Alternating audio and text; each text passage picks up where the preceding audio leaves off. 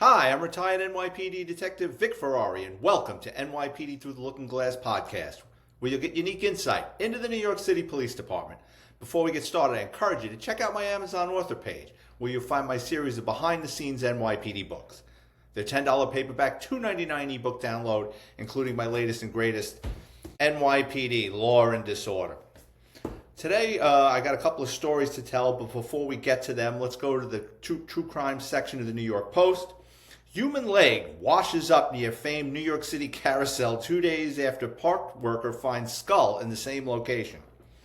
A human bone washed up near the iconic Jane's Carousel along downtown Brooklyn's waterfront early Wednesday, 2 days after a parks worker discovered other skeletal remains, cops said. Cops spotted a bone described as a human leg or part of one along the East River shoreline on Walter Street in the Dumbo section of Brooklyn around 12:20 a.m. when the cops came. NYPD said it was too early to determine whether the grisly findings are connected. Well, Dumbo, it's called Down Under Brooklyn Bridge. I don't know what the O stands for, but anyway, someone will chime in. That used to be warehouses and an industrial park, and to people's credit, when New York City took a downturn, people bought up those properties and converted them into lofts, and you have a lot of artists and wealthy people that live down there. It's unusual for this time of year for body parts to start popping up in New York City rivers.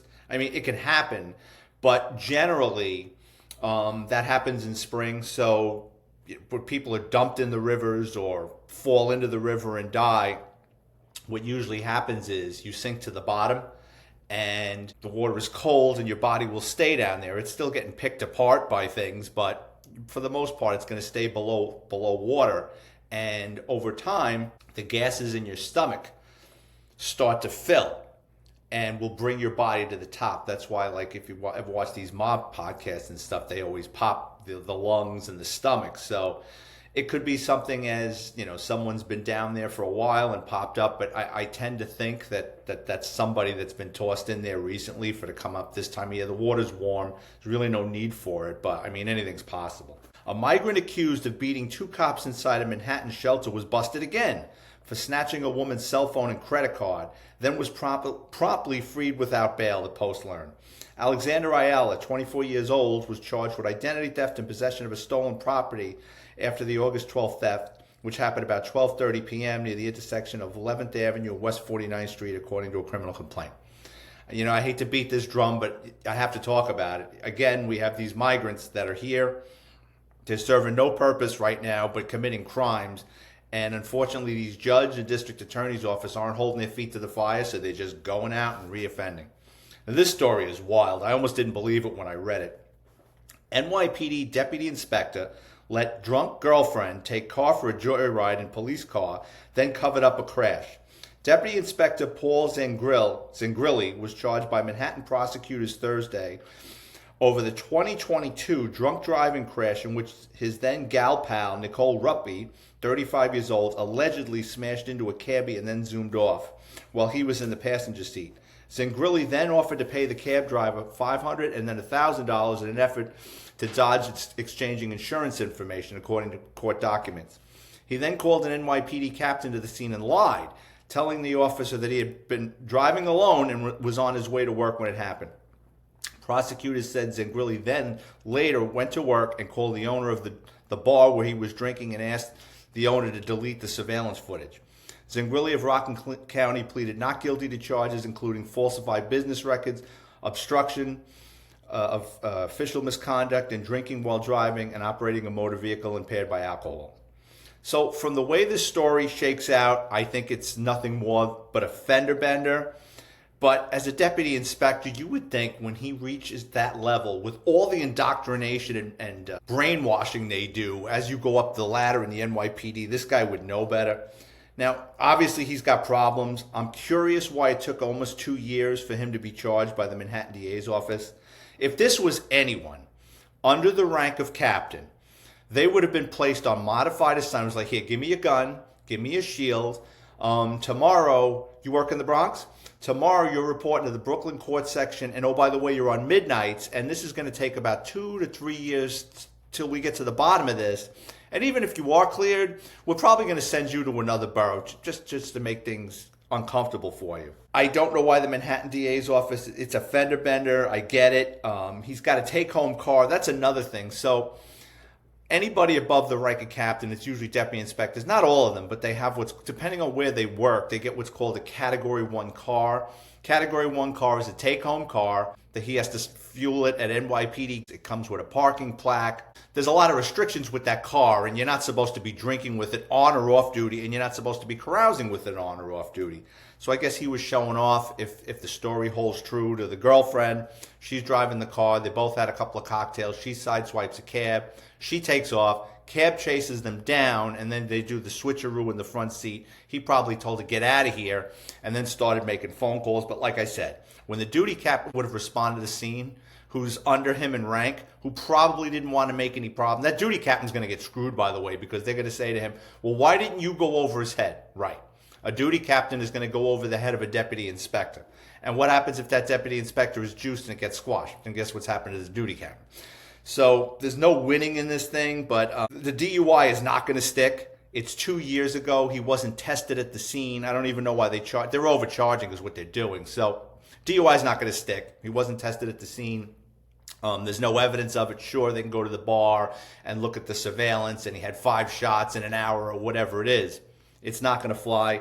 They're going to get him on the official misconduct and falsifying business records. Again, probably a misdemeanor. He's probably going to get probation and get fined. I'm guessing he doesn't have 20 years. I think it said that he came on in 2007. So he rose through the ranks fairly quickly to be a DI in 17 years. Probably going to lose his job. I mean, best case scenario for this guy, he pays a fine and everything, and they'll dump him to captain, and he'll be in the Brooklyn court section somewhere, miserable until the day he retires. Or more than likely, I mean, in this day and age, he's going to get fired. So this is a sad story I came across. I watched the video with this. I couldn't believe it. Staten Island man, 62 years old, attacked by a mob of teens during his nightly walk. Suspects arrested. I no longer want to live here, the man said. The man was walking in the intersection of Howard Avenue and Clove Road in Sunnyside neighborhood just after 7 p.m., July 15th, when a group of delinquents began to harass him. Now, I watched the video. This guy's walking by himself. It's broad daylight. Sun hasn't gone down yet. And like 9 or 10 kids, and they look young, like a pack of hyenas. They got up, they kind of flanked him, got right in back of him, started pushing him, punching him in the head. And, he's 62 years old. He looked rather frail from the video. They kind of blocked out his face so you couldn't really see what's going on. But, I mean, they would chase, and he couldn't run, so they were just punching the crap out of him, and then eventually fell, and they started killing him. I mean, the guy's lucky to be alive. Even though they're teenagers, if he's frail and not in good health. It looks like they've made a couple of arrests. It looks like they're all under 16 years old, so which means nothing's going to happen to them. Because family court is like Disney World. They're not going to do anything with these kids. They'll put them on juvenile probation, which is a joke, and it's just everything's gonna be swept under the rug. And Mayor Eric Adams, you got a problem on your hands. You really should start addressing these things. And here's yet another sad story. Manhattan pizzeria owner mauled by a Ritmer's pit bull during a savage beatdown was sent into a coma and remains hooked to a respirator. Jesus, it was revealed in court Wednesday as a judge expressed surprise that prosecutors didn't ask for the alleged attacker to be held without bail. The victims, I can't pronounce this guy's name, it's Zakia El Sharif, may not survive the brutal attack Monday night in which Tashawn Watson, 35 years old, beat him unconscious, then stomped on his head when the worker told him he couldn't bring his pit bull into the Flatiron joint, authorities said. What did this guy do wrong? It's a restaurant. I know in New York City, unless it's like an outside cafe or something where your dog can sit to the side and people don't complain, you're not in New York as much as I remember it when I was there. Not allowed to bring an animal into a restaurant. Guy probably told him you can't bring the dog in here. The guy went behind the counter and beat the shit out of him. But I was watching the video. I was watching the video of the perp walk where they're bringing the bad guy out of the station house and placing him into a car to take him down to Central Booking. He was giving the detectives a hard time. Like, it wasn't like he had his head down and I got locked up. And this guy was pissed. His head was up. He was looking right at the cameras. You could tell he was muttering to the two detectives. I don't know what he was saying, but he didn't look happy. And I don't think that this guy thinks he did anything wrong. And it's a shame. This guy is in a coma. If he comes out of the coma, more than likely he's never going to be right. You know, the back injuries and head injuries, all that wiring. This guy's going to have problems. So it's just a sad thing. And again, Mayor Eric Adams, do something about this, because these poor people, your citizens are getting pummeled and nothing's happening to these people that are terrorizing the city. All right, let me get off my high horse and tell some uplifting stories from my book. There's a chapter in my book, my book, NYPD's Flying Circus, Cops, Crime, and Chaos. One of the later chapters is called Rubbing Elbows. And that's during my 20 years with the New York City Police Department. I met a lot of famous people. And I knew they were coming. I knew I was going to bump into them. And then other times it was just chance encounters in the street. Rarely happened in the Bronx, although it did a couple of times. But for the most part, it was when I was a detective working in Manhattan, or as a cop, I got assigned to a parade or a demonstration. And you'd start to bump into these people. And then after a while, now your head's on a swivel, because it's like, who am I going to run into now? At least that's the way I looked at it. And I always thought it was fun to kind of people watch. So one of the first famous people I met, I think 1997, I was working the St. Patrick's Day Parade. Ton of people down there. And you close the side streets off so the parade can make its way down Fifth Avenue. And it's a real inconvenience for people that live in Manhattan and that have to work on that day, because they're pissed. They want to get across Fifth Avenue. They've got meetings. They got to go to work. They got to pick up their kid. And you can't let them across because they're going to get run over by a bagpipe band. So I'm on one side. It was in the high 50s along Fifth Avenue. My partner and I standing there. We're waiting for a break to let people come across. And I look across Fifth Avenue, and I see this guy in his 60s, I guess at the time, with a yellow canary sweater, and I'm looking at him, and I start elbowing my partner, and I go, Peter Falk. He goes, who? I go, Peter Falk. He goes, who? I go, Columbo.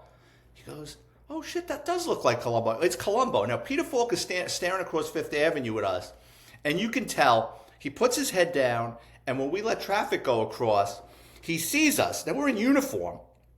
He sees us, and he tries to get away from us, so I go, Mr. Falk, I'm a huge fan. He goes, who? I know you're Peter Falk. So my partner and I kind of surrounded him and ushered him into a parked car, and he was denying who he was. Finally, he goes, all right, well, what do you want to know? So we said, we were asking about the raincoat, and does he ad lib in the movies and stuff? And he's like, guys, I got to go. He goes, I got a dentist appointment. But that was one of my first famous people I ran into in Manhattan. Really nice guy, little squirrely. But again, he was going someplace, and we kind of got in his way, and I totally understand it. As far as another famous person I met in Manhattan, probably the tail end of my career, I was working with a guy. We were in the lower West Village, just driving around, and we had an unmarked Jeep. We had a Jeep Cherokee, and I was in the passenger seat. My partner goes, Kevin Bacon. I said, where? He goes, right there. I wouldn't have picked this guy out of a lineup. So he was wearing like a two-piece jumpsuit. His hair was longer, and he wasn't the footloose Kevin Bacon. His hair was kind of slicked back and greasy, and he was wearing wraparound sunglasses. But you saw the way he moved. I'm like, it could be Kevin Bacon. So we're betting. Is that Kevin Bacon? It's not. I'll buy you coffee. So anyway, we cut in front of him just as he was to step in the street to cross the street. We pulled up in front of him, and he noticed us following him. And he lowered his head. He goes, are you guys cops? And I showed him the radio. He goes, oh, all right. And he leaned into the car. And then he goes, I saw you guys following me. He goes, I didn't know if I had a problem or what. And I said, no. I said, I just actually watching you in Mystic River the other day. He goes, oh, yeah, that was great. I had a lot of fun filming that. And just talking about Hollywood and movies and stuff for a couple of seconds. He goes, guys, I got to go. I got to meet my wife or whatever. And he took off. So he was actually a really nice guy. When I was down at Ground Zero, famous celebrities were coming and going, showing their support for the cops and the firemen and the construction workers that were down there. And I remember we were working on the pile, and it was late in the afternoon, and there had to have been, a couple of thousand cops just kind of taking a break, sitting around. It was hot out. I remember that. It was late in the afternoon. And all of a sudden, everybody starts standing up. And I'm like, what's going on? They go, he's here. And everybody, I thought the president came back. I mean, Bush had already been there a couple of days earlier. I thought the president came back. So it's like, oh, I'll see what the president looks like. So we all start jumping up. And I go, who's coming? And they go, Robert De Niro. And I says, oh, I don't want to bother him. My sergeant goes, she's such a huge fan. He goes, shake his hand. You're never going to forgive yourself. De Niro, I mean, I got to give him credit because he is a low-key guy. He's making his way through the crowd. It's like the Messiah. Everybody's getting up as he's cutting through the crowd. He's shaking everyone's hands with two hands, And I kind of got thrown into him like Forrest Gump. And I said, Mr. De Niro, I'm a huge fan. He did that, that face he makes. He seemed like a nice guy. He didn't really say much. But, listen, I was just thrilled to meet Robert De Niro. Who else did I meet? Oh, probably around 2004. My partner and I were driving around up in the 407 in the Bronx near Boston Road. And you would see from time to time, always in Manhattan, but every now and then in the Bronx, you'd see the Panavision film trucks and the craft services trucks starting to set up. So they're filming something. I mean, it could be something as an independent movie and you have no idea who the actresses are. Sometimes it's a commercial, other times it's a big film. So we see all the trucks, and I pulled up to one of the production assistants. I showed him a radio, and I said, "What are you guys filming?" And he said, I forget what the name of the movie was. And I says, "Well, who's in it?" And he goes, "Oh, Julianne Moore." I goes, "Oh, I love Julianne Moore." I said, "You think she'd mind signing a couple of autographs?" He goes, "I'll ask." He goes, "She's very nice." I said, "All right." So while we were waiting, across the street was and this is before digital cameras. This is probably, like, again, 2004. If there were digital cameras, I didn't have one. I ran across the street into a drugstore, and I bought one of those disposable cameras you could get for like $10. And we were waiting outside this trailer. Probably around 4 o'clock, she pops out. I mean, just as pretty. I mean, I've seen a lot of famous people up close and personal, and they don't look anything like, with the makeup and the hair and everything. My God, I mean, she was beautiful. She comes walking over. She had a Glamour magazine. She threw it to somebody, signing autographs, goofing around with us. I got a bunch. I should have had the pictures ready for this, but maybe another time. But she was really a nice person. One of the funniest guys I ever met. This is like 2006. I'm working the U.S. Open, so the big tennis matches in September. Actually, they're coming up in Queens. So they had us doing like dignitary protection. I was in a suit and tie, and I was stationed over by the entrance to the locker rooms where the tennis players were coming and going with their little entourages. And it was later, and it was actually in the evening. The tennis matches were kind of finishing up, and I noticed this guy is just kind of hanging out, and he's off to the side, middle-aged guy, and I can see he's watching that locker room very closely. So I walk over to him, and it's Jon Lovitz.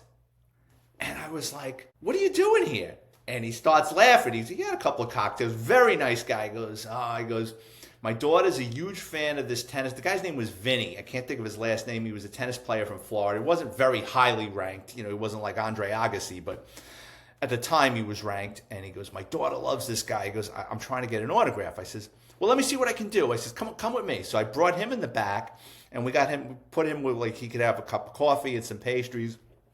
And I went into the locker room, and I had spoken to this guy, this tennis player, Vinny or Vincent, a couple of times. Very nice guy. And I walked up to him, and I go, "Listen," I go, "do you know who Jon Lovitz is from Saturday Night Live?" He goes, "Yeah." I says, "Well, he wants your autograph for his daughter." He goes, "Get out of here." I said, "I'm dead serious." He goes, "You're kidding." The guy, he would not believe me. I says, "Take a walk." So he got dressed, comes out, and I paired them two together, and it was really cool because, and Jon Lovitz couldn't have been, I got a bunch of photos and autographs with him, so...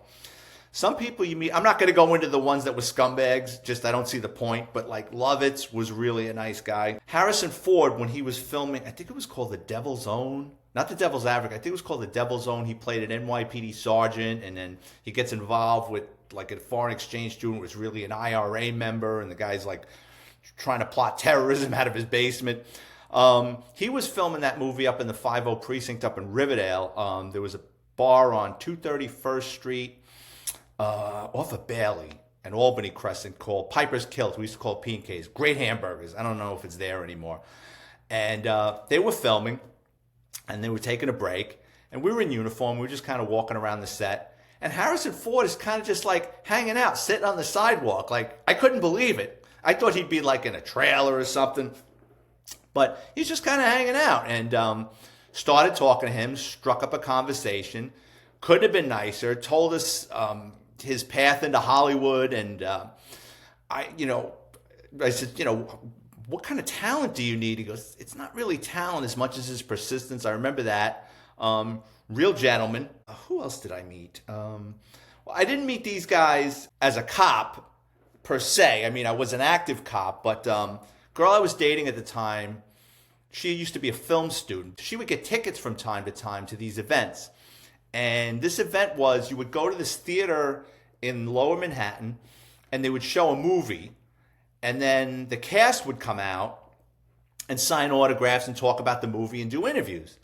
So this was like 2005. The movie was like 15 years old. It was a 1992 movie called In the Soup with Stephen Buscemi and Sam Rockwell. So we watched the film. The director comes out. He talks about the film. All the cast members come out. Steve Buscemi comes out. So obviously Stephen Buscemi wasn't a star when the movie came out, but now he's a star. So everybody wants to meet Steve Buscemi. So there's a line to take photos with Buscemi and everything. So I talked to a couple of the bit characters, and there's this guy just kind of hanging out, nursing a bottle of water, just kind of hanging out. And at first, I thought he was like me, just, kind of catching the scene. And he looked familiar. I thought I knew him. So I walk over to him, and I go, "You on the job?" He goes, "What?" I says, "You on the job, NYPD?" And he goes, "Oh, no. But we're going back and forth. And finally I go, "I know who you are." Like, he didn't even say it was in the movie. Like, "I knew you are. You're that lunatic that was in the Green Mile." And he starts laughing. He goes, "Yeah." He goes, "I was in the Green Mile." So I shook his hand. It was Sam Rockwell. And that guy is a chameleon. Like, had I not spent that much time with him, I would have never have known it was him. And he was going into how much fun it was for him to play that part as a lunatic in the Green Mile. And I had just seen, this is a really good movie. It didn't really get a lot of tread. But if you're into true crime and stuff, it's called Matchstick Men with Nicolas Cage and Sam Rockwell. And they play a couple of con men. And they're running long cons and short cons on people. And then it kind of backfires on them. But Sam Rockwell was really good in that. So I asked him, I says, "Well, you were in Matchstick Men." I go, "How did you prepare for that part?" And he says, "Well," he says, "they put us with a couple of retired FBI guys that were able to, because I thought he actually met some confidence men." He said, "No," he goes, "they let us listen to tapes of telemarketers and interviews of con men." He goes, "That's kind of where I got my cadence down for it." So I thought that was really interesting that he would research that much for the part. Another time we were driving around in Harlem when I was a detective in the auto crime division. Same thing. We see them filming by a cemetery. So I get out and I go, what are you guys filming? They go, Law and Order. And now Law and Order, the cast was like Menudo. You never knew. First it was Jerry Orbach. Then it was Dennis Farina and Chris Noth. And they said, it's Vincent D'Onofrio. I said, all right, cool. So walked up to him, met him, and I says, "You and I auditioned for the same movie." So he looks at me, and he knows I'm a cop. He goes, "What are you talking about?" I go, "When I was 18 years old, I said, my friends and I went on that open casting call for Full Metal Jacket." And he goes, "Oh, all right." He goes, "Yeah, I was doing an off-Broadway play, and my agent saw it." I mean, he had an agent, obviously. That's how he got in. So we were shooting the shit about what it was like to be in Full Metal Jacket and how he had to put on all that weight. And then he said, putting the weight on was easy. He goes, losing it, he goes, not so easy, but really nice guy, quirky, but really a nice guy. And my favorite meetings, a famous person, was I'm in this Irish pub in Lower Manhattan with my ex-girlfriend, and west side of Manhattan, and she loved Irish music. And after the band played, I'm looking across at this table, and I'm looking at this guy, and I'm going, "That's F. Murray Abraham." And she goes, "Who?" I said, "F. Murray Abraham." She goes, "Well, leave him alone." I said, "I'm not leaving him alone." So when he got up to go to the bar to buy a drink, I walked up to him and I go, "Mr. Abraham?" And he goes, "Yes." And I said, I'm a huge fan of your work." I says, "I got to tell you," I says, "when you played Omar Suarez in Scarface," I said, "you set off a whole generation of teens." I says, "I got to tell you," I says, "when I was a teenager, when we were going out, all we would do all night is imitate you." He goes, "Really?" I said, "Yeah." I says, "I'm a huge fan." And then I was asking him, did they really throw you out of the helicopter by your neck? He goes, "No." He goes, "That was a dummy they threw out." He goes, "But I wasn't a helicopter." He goes, "And I didn't like it." He goes, "It's funny." He says, "Everybody asked me about the Oscar. I was in Amadeus." He says, "But," he says, "Scarface," he goes, "is probably the second film," he goes, "that I get most asked." And I says, "Well, can I buy you a drink?" He goes, No, let me buy you a drink." So F. Murray Abraham buys me a pint of beer. We're standing at the boat. We finish a pint. I buy him a beer. He explains to me how he got into Scarface was he was a struggling actor with Al Pacino before they were big. And when Pacino made it big, Pacino got him that scene in Serpico. So at the end of Serpico, when Al Pacino gets shot in the face at the end of the movie, F. Murray Abraham is one of the dirtbag narcotics detectives when Pacino's banging on the door and he gets his foot in the door and the guy shoots him in the face and no one helps him. F. Murray Abraham is one of the dirtbag detectives. So he said that Pacino recommended him to, I think it was Brian De Palma and Oliver Stone. And he goes, that's how he got the job as playing Omar Suarez. So I thought that was really cool. And I got to meet F. Murray Abraham. I hope you enjoy these stories. Just some of the famous people that I bumped into and I was lucky enough to meet during my NYPD career. Maybe one day I'll write a chapter in one of my books about rubbing elbows with people that were real assholes. And some of them I just couldn't believe. And some of them actually needed help and then were nasty. So maybe one day I'll decide to do that. But I want to thank everyone for tuning in. As always, especially my listeners in Daman, East Province. And I had to look that up. That's in Saudi Arabia. So to those of you, I'm flattered that people in Saudi Arabia are listening to this podcast. Hamilton, Ontario, Glasgow, Scotland, Pacifica, California, Worcester, Ohio, and Newport Richey, Florida. If you work in law enforcement and have an interesting criminal background, please drop me a note on Twitter or Instagram at VicFerrari5. If you're watching on YouTube, please hit the like and subscribe button. I can use the listeners. And I want to thank everyone again. I really appreciate it. Hopefully next week I'll have a guest. And I'll talk to you soon next week. Bye.